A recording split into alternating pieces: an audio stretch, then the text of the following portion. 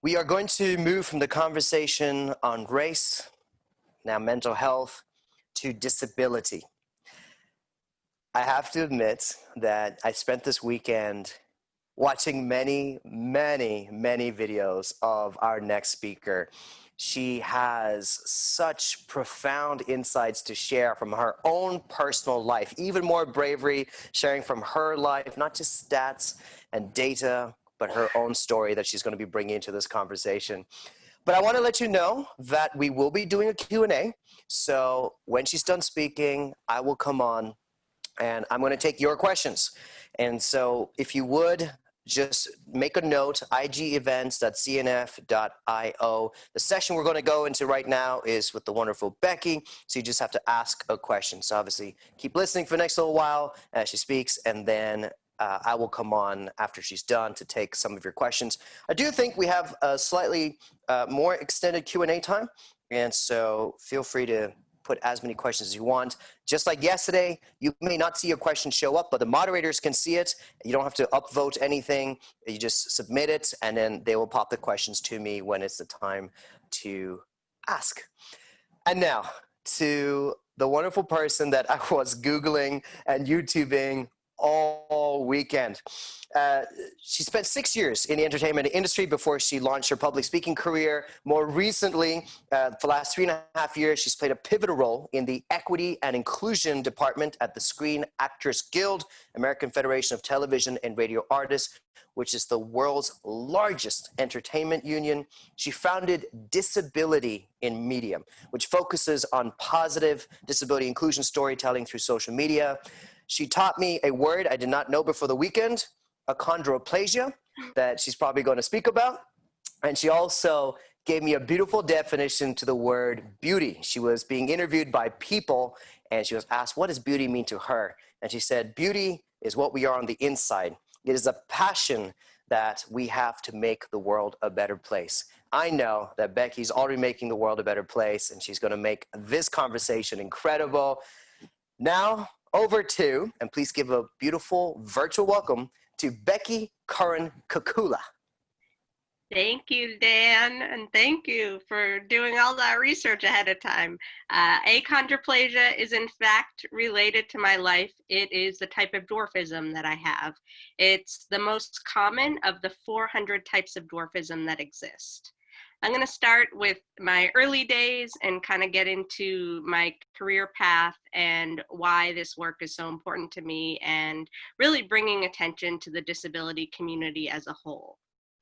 So as someone with dwarfism, I'm part of the 80% of people with dwarfism who are born into average height families, meaning that there's no history of dwarfism in my family. My father is in fact 6 feet 4 inches, and my mother is around 5 feet. And in order to qualify to be a person living with dwarfism, it's 4 feet 10 inches or below. So when I was first born in the Boston area, I was one of the very few people with dwarfism born at the hospital where I was born in 1984. My parents were very fortunate that there was one person in the delivery room who had seen a little person be born before. Actually, some people with dwarfism, because their types of dwarfism may be so unknown or less common, they may not receive a diagnosis till 7 or 8 years old. But my parents were fortunate to find out about my diagnosis, but it did not mean that they were going to have an easy road ahead. They were very hesitant. And one of the reasons why they were so hesitant was because the negative portrayals in the media that existed up until that point. Historically, little people are elves, leprechauns, or just characters that are made fun of. And one of the reasons that is that there are only 30,000 little people in the United States and a little less than 200,000 worldwide. So most people, when they see me for the first time, they haven't seen a little person before. So they only know to think about the media and portrayals that exist, and that affects how they may treat us. If they see us in a positive light, they may treat us with respect. They may even put us on a pedestal. And sometimes that's a little uncomfortable because we want to be at the level playing field. We want to be on track with everyone else. And my parents just wanted to have answers on how they could give me the most independent and fulfilling life possible. So a few days after we left the hospital, we went to another hospital where my parents were going to seek some guidance from a genetic counselor. They arrived at that hospital, and immediately at the receptionist's office, they were told that they needed to follow the sign down the hallway that said birth defects. Then they need to go in the elevator and hit the button in the elevator that says birth defects, and then follow the hallway to another sign that says birth defects, and their genetic counselor will be there waiting for them.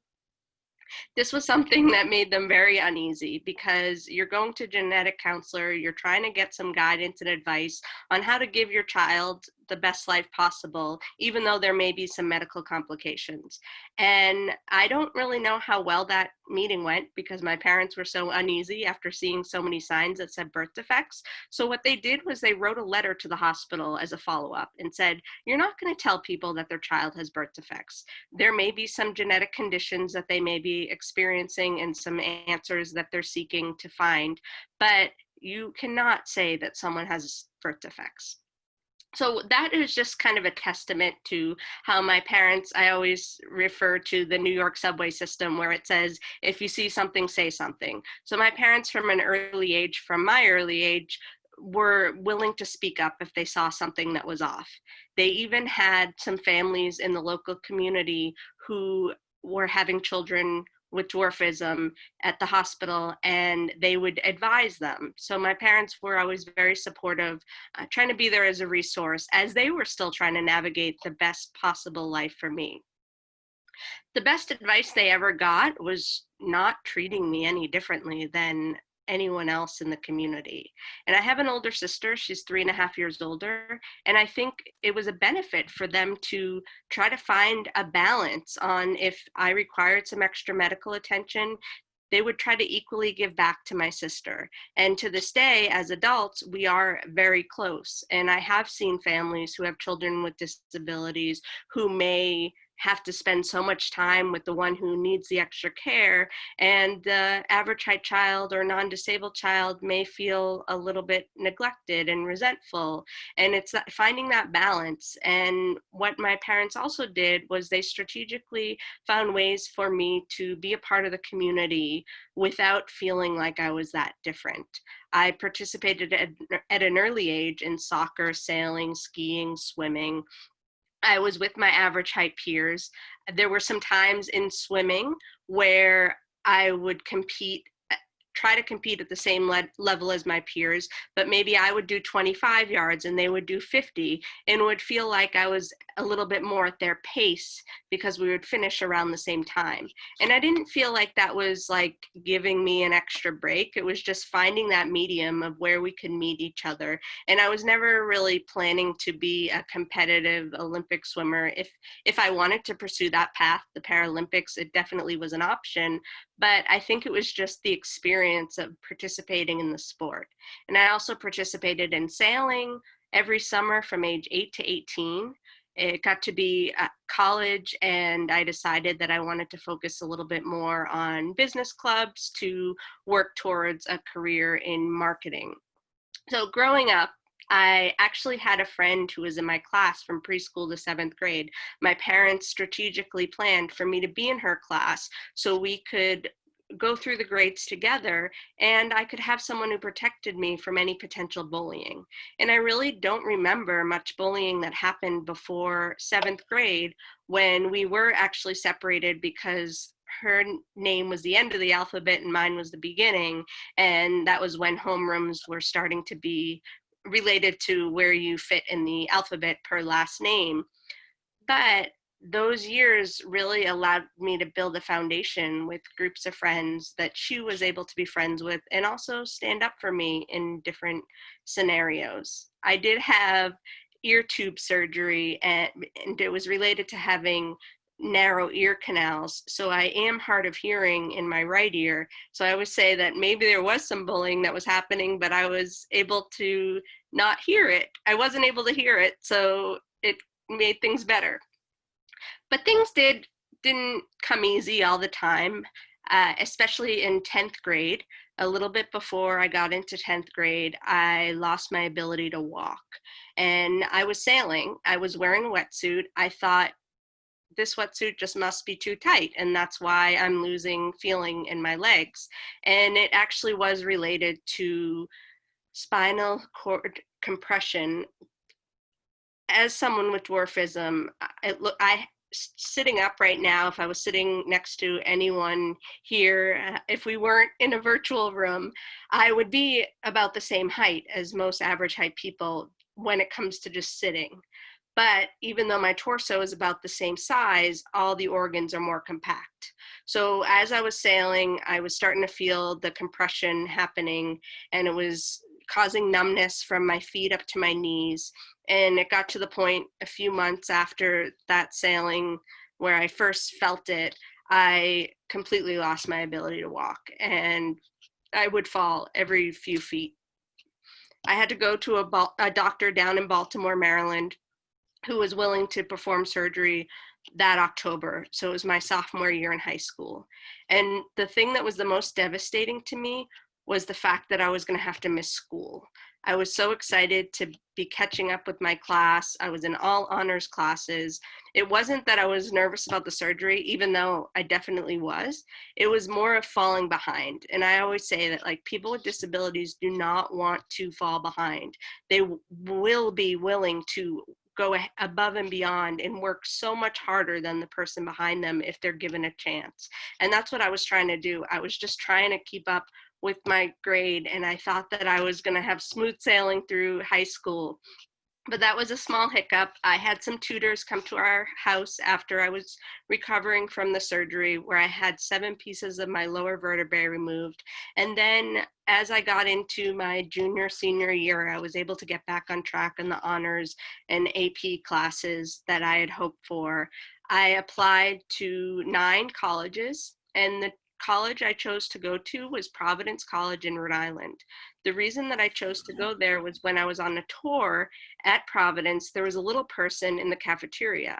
And that meant that the environment had been exposed to at least one other little person, and there were higher chances of people being respectful in my presence. And because they had seen another little person in real life, their perceptions wouldn't be affected by the media. Well, at least I had hoped so. And I pursued a marketing degree in college. It was not easy when I first got to college. I was trying to fit in with a predominantly Irish Catholic school, and there happened to be another little person who was a grade below me, and she happened to be a little person of color, and she was excited to have another group to identify with. So she had a totally different experience than I did trying to fit into the overall population. And during that time, I also started gaining an interest in public speaking. I started a Toastmasters club at my college where people start practicing their speaking skills, whether it's just giving a presentation at a meeting or wanting to pursue a career as a speaker. And while I was exploring the future in speaking, I decided that I wanted to advocate on behalf of, beyond the little people community, the disability community as a whole. People with disabilities do include people with dwarfism.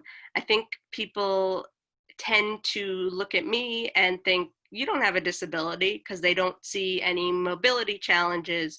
But I did have 8 surgeries growing up, and mobility challenges could come in the future. And disability isn't just around mobility challenges. It is helpful for us to have stools to reach things, and I have pedal extensions while driving. Well, I'm in a car driving, I need to be as close to the wheel as possible in order to reach the wheel with my short arms. And then I have the pedal extensions that connect from where my feet are to the pedals of the car. And then I usually put a pillow behind my back, and I have to deactivate the airbags because I'm so close to the wheel because of my short arms. It could be more harmful, even though airbags are meant to save people's lives. They could be harmful to people with dwarfism. But in most cases, I just kind of adapt to whatever environment I'm in. And in college, I tried to do that the best I could. I had a great friend who was my roommate from sophomore to senior year, and that really helped me have a more enjoyable experience. And during those college years and the summers between each semester, I was trying to figure out, how can I get as much experience as possible in marketing? And the summer, especially before my senior year, I wanted to find an opportunity that could potentially lead to a full-time job. And what I chose was just to apply to 100 ad agencies in Boston. It was just an article I saw in an advertising journal, and I just sent my resume to all 100. And the one that responded was one called Allied Advertising, and they were the intermediary between the movie companies and the general public. We would fill advanced screenings based on who the target audience is. So take it, for example, Happy Feet. Before that movie had a wide release, we would find families to go watch the movie, and then I would write notes in the dark as to how people were reacting, and then those notes could go to the studio, who can then make changes before the wide release. And through that experience, I started to notice how much the entertainment industry really influences society's portrayals of everything. And more specifically, how can I change how people like me are perceived? And that's when I decided to do another entertainment-related internship in my senior year of college. Towards the end of my senior year of college, I was asked to join the casting of a movie called Underdog that was filming in Providence that summer after my senior year. And more specifically, Peter Dinklage was an actor in that film, and they wanted me to be his stand-in, where I would stand in the film while they set up the lights, and then he would come on when the set was ready for him so he could just act. A lot of times that role is specific to having a child actor go through schooling, so then a lot of little people are hired to go stand in for that child actor so they can go to the schooling while the lighting's being set up before it's time for them to act. But it also applies to little people and any principal characters with speaking roles in films or TV shows. Usually there's someone who stands in for them. But the challenge was that the last 2 weeks of my college education happened to fall when the movie was starting filming. And I had to give up that opportunity, but I chose to do some networking and still help out with the casting process, since there was a filming in Providence that summer. Then after that summer, I chose to travel from Boston to Los Angeles, California. And I thought I had a job. My parents told me, you need to have a job and a place to live if you really want to go pursue a career out in Los Angeles. I had a job and a place to live, but the minute I got to Los Angeles, I ended up finding out that the job fell through. And the job was actually through another little person. She was offering me a job, similar lived experiences. She had some experience working at Disney, but I thought that I was in a good place. Got to Los Angeles, job fell through. What I did do is I reached out to a lot of people who happened to be alumni of Providence College and had since moved out to Los Angeles. I went all around town. I ended up taking any coffee meeting with whoever would be willing to meet with me. I sent out 1,000 total resumes. I went on 100 job interviews. These were entry-level jobs, so it wasn't just that I was going to a job that was way above reach. I was going to entry-level jobs. It was clear that I was qualified for at least the 100 interview jobs, but every time I walked in the room, I was judged based on my appearance. And I could tell that it was body language and how people reacted to me through body language, and not how people reacted to me verbally, because of course, things like the Americans with Disabilities Act, the fear that I would come after them if they said something what was really on their mind. But one thing I think about often is, looking back during that time, it would have been so helpful if I was offered constructive feedback. I think there's a lot of fear of offending people with disabilities without strategically providing feedback.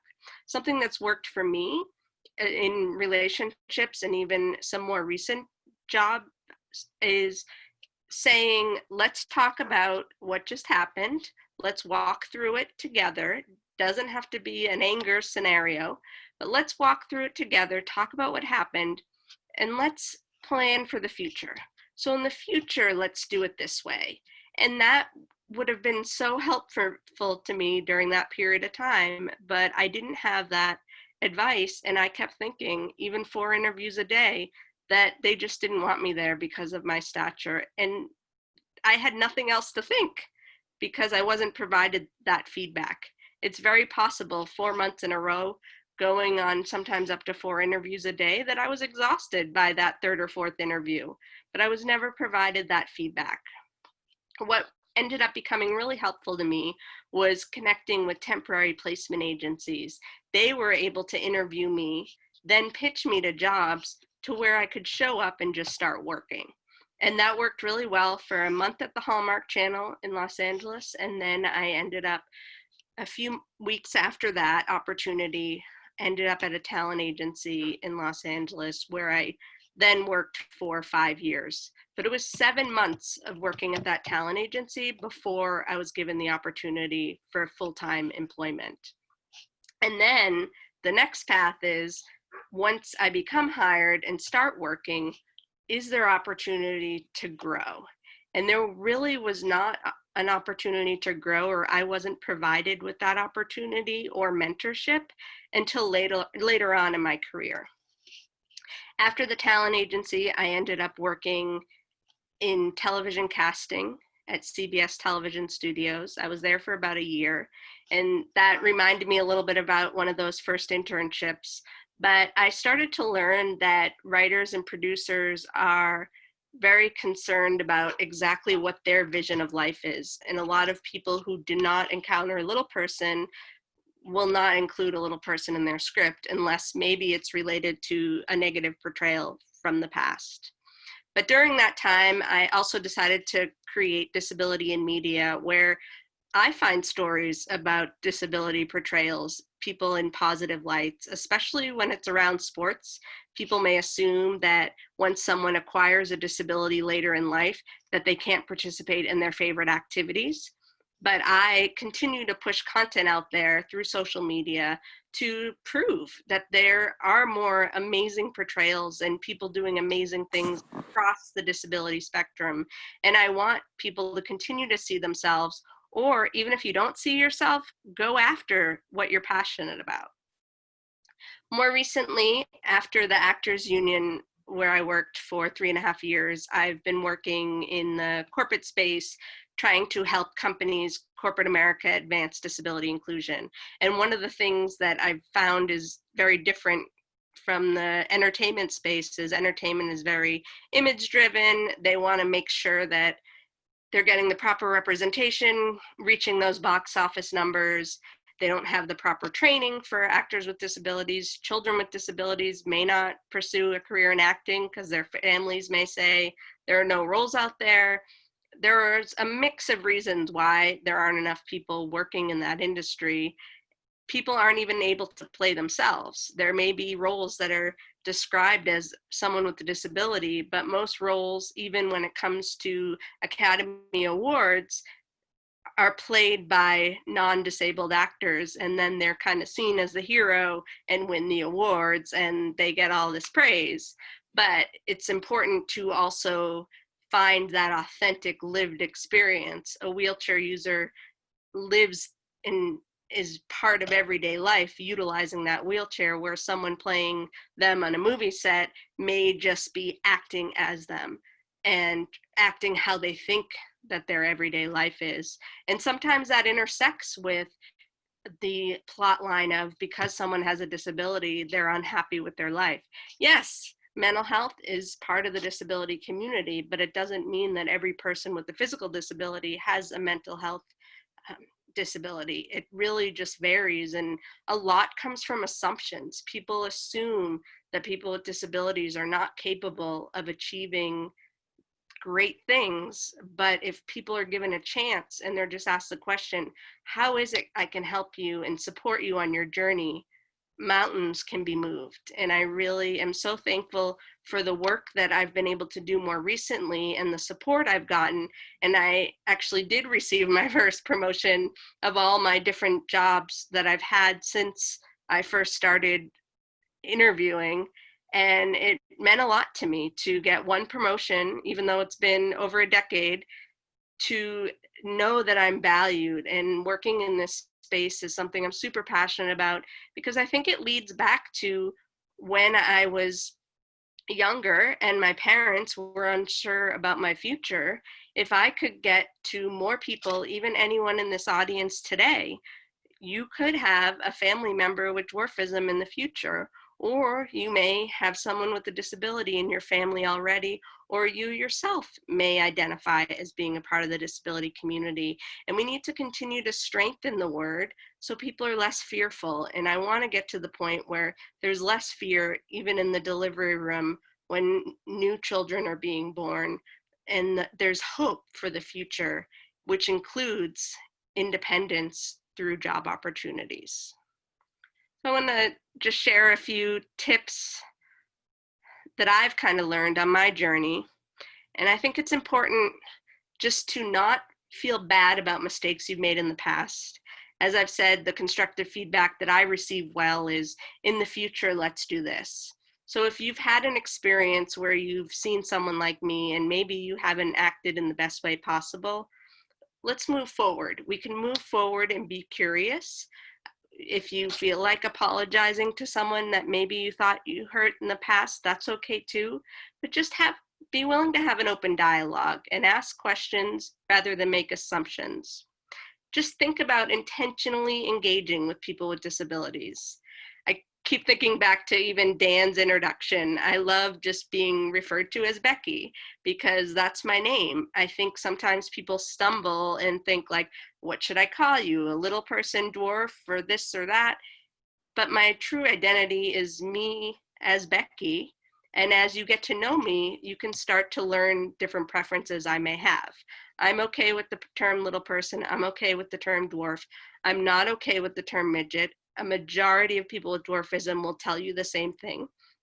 But other people have different upbringings, and maybe they prefer one term over another based on a previous experience they had related to one term or another. And if it was negative, they may lean towards a different term. But call someone by their name first. Please reach out to organizations like the one that I currently work for, a disability in. We can share best practices, how to be more inclusive. One of the biggest pieces is make it known that you're willing to make an accommodation. Put it out there, all over your websites, all over your communication. Put it out there you're willing to make an accommodation. Put it out there you're willing to help someone if they need it. Don't assume that everyone is going to take you up on those offers, but putting it out there makes you a better person. And then etiquette. Just think about etiquette. I specifically serve on the board of the National Center for Disability Journalism at Arizona State. And there's this beautiful disability language style guide. It's meant for journalists, but can help everyone in everyday interaction. And it goes through the different terminologies across disabilities. And specifically, when I use the word disability, I try to be as broad, as overarching as possible, so we can be as inclusive of as many people as possible. But there is a different need for different types of disabilities. There's a huge perception that people like me, standing 4 feet tall as an adult, because I'm short, people may tend to treat me like a child or think that I don't have the cognitive ability to keep up a conversation. So there may be different ways to adapt to different pieces of the disability community. But overall, we all just want to participate as equal members of society. And then the biggest thing, the thing that I love the most is I go out there into the world with a physical difference. People come to me and say, you know what, I'm experiencing this. They say, I had this happen to me, but it's not as bad as what you've had to happen to you. And I always try to stop them in their tracks and say, I really feel like a challenge is a challenge. We all are facing challenges and we all adapt to them in different ways. So I don't want someone to think because of how I've had to live my life, it's so much worse than maybe a small challenge that someone thought they experienced. we're all going through this life together, and we're here to support each other on the journey. And share your stories, because you never know who it'll help. And I know we've had these conversations in the past. It really is important for executive leadership, CEOs, as many people as possible to share some type of connection they may have to disability, because it's going to influence the culture of the whole organization. So encourage that as well. And I want you to all just be kind, and be kind in an intentional way. Don't feel that you need to go above and beyond to help someone with a disability. We just want to be given a chance to participate in a fulfilling and meaningful way in society and in the workplace specifically, because that allows for more independence and acceptance. Dan, I'm going to pass it back to you for Q&A. Excellent. Becky, thank you so much for sharing so honestly about your experiences and all those insights. I love that closing slide with all the different ways that people can move forward in these conversations. I'm going to admit something to you, Becky. This is a live summit, and so there are some small issues. We are getting the questions coming in, and here we go. As I said it, the magic happened, and the questions opened up. Okay. Here's the first question. What have been some ideal representations of the little person community in the media in recent years? Any case studies, any examples you'd like to share with us? That's a great example, or great question. A few years back, there were two versions of the movie Snow White, and one was put on by Disney and one was Universal Pictures. It was a little frustrating that it came out around the same time, but one had little people actors as the seven dwarfs. Even though it's a fictional story, it's very important to have that authentic portrayal. And then the other film had name actors who they use computer animation to shrink down. And I think that's less ideal, because those actors who may have big names, may help with box office numbers, are not authentically portraying the people with dwarfism. So I would say that Mirror, Mirror, which was the film by Disney, was a little bit more authentic. Then just Peter Dinklage in Game of Thrones, I know his character does have dwarfism, but people look at him as a talented actor, and they don't look at him as like dwarfism is all of who he is. It's a part of who he is, but he's a talented actor, and they're looking at him for his skill set. And I think everyone wants to look at people for their skill set and be valued for what they can bring to society. And then there are a lot of reality television shows, and I think there's a lot of negative and positive parts to it, because it is building more awareness around our community as a whole. But I prefer to have more documentary style films and portrayals, so other people aren't trying to tell our story for us, or telling us that in order to get people to watch it, it needs to be more dramatic, because then people assume that that's how we all live our lives.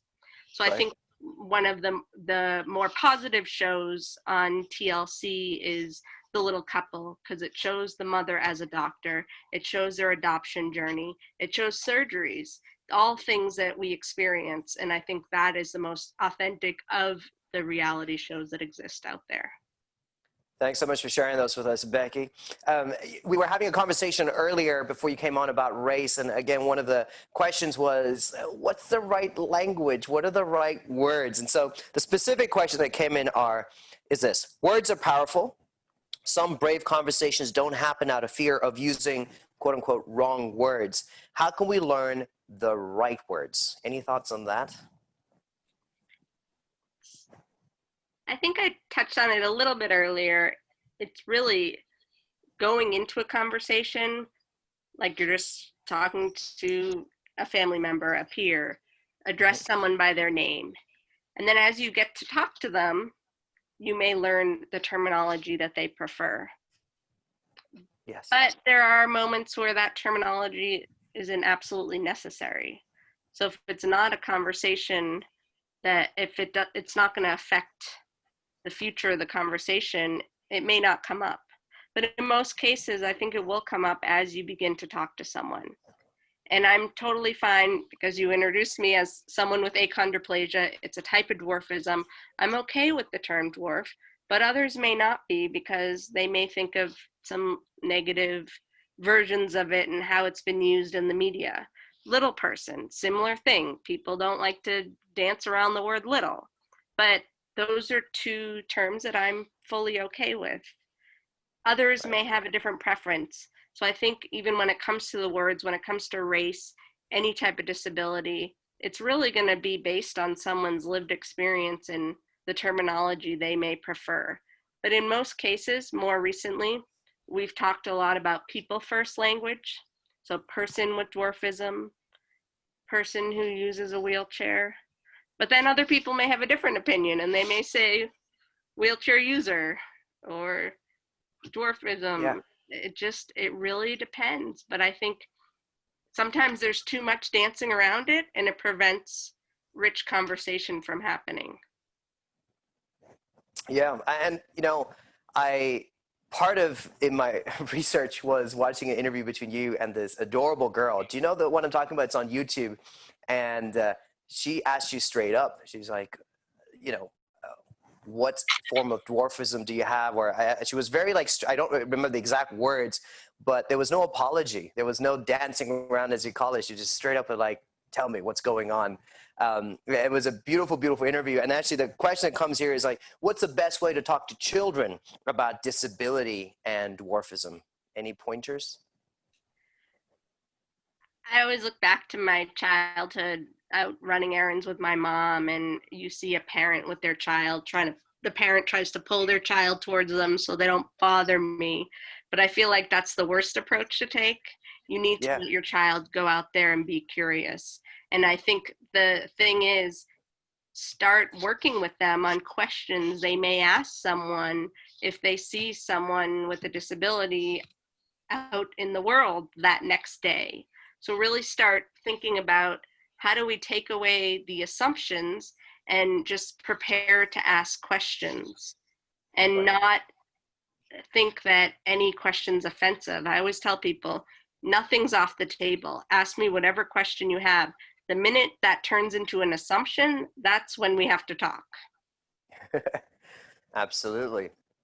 Talking about dialogue, Becky, I know there are some people who are watching and are going, wow, Becky knows her stuff. And she's talking about the DEI and all these other organizations she's part of. They want to get involved. They want to learn more. They want to educate themselves. Where can people find out more about you, Becky? They can go to beckymotivates.com. Yes. And then the organization I work for specifically is called Disability In, so disabilityin.org. And there are a ton of amazing resources on that website as well. Excellent. Becky, you've been sensational. Thank you so much for sharing your time, your story, your experiences with us. And I hope that someday we can all see each other in the same place at some point in the future, once the pandemic all ends. But for now, thank you for gracing our screens in our homes. Thank you. Thank you for Uh, having me.